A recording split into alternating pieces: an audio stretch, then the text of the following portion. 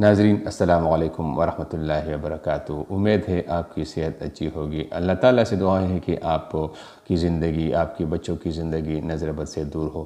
ناظرین، آج کی ویڈیو میں ہم آپ کو بتائیں گے کہ نظر بد دور کرنے کا نبوی نسخہ کیا ہے، اور اس وظیفے کو اور اس نسخے کا آزما کر آپ اپنے گھر والوں کو، اپنے بچوں کو بری نظر سے دور کر سکتے ہیں۔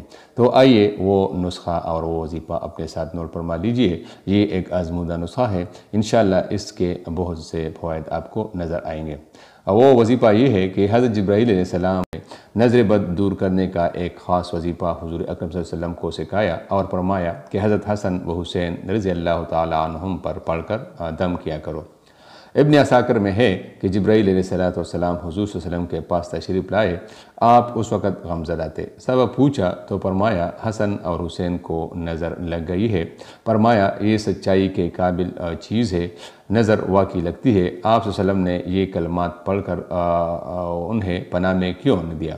حضور صلی اللہ علیہ وسلم نے پوچھا وہ کلمات کیا ہیں؟ فرمایا یوں کہو،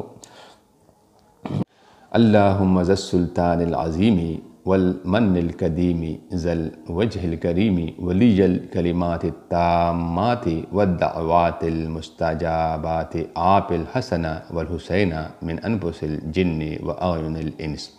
حضور صلی اللہ علیہ وسلم نے یہ دعا پڑھی، وہیں دونوں بچے اٹھ کھڑے ہوئے اور آپ صلی اللہ علیہ وسلم کے سامنے کھیلنے کودنے لگے۔ حضور صلی اللہ علیہ وسلم نے فرمایا لوگوں، اپنی جانوں کو، اپنی بیویوں کو اور اپنی اولاد کو اسی پناہ کے ساتھ پناہ دیا کرو، اس جیسی اور کوئی پناہ کی دعا نہیں۔